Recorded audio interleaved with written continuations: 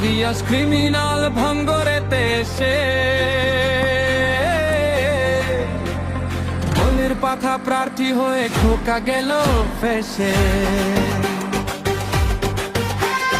notorious criminal ভঙ্গরেতে এসে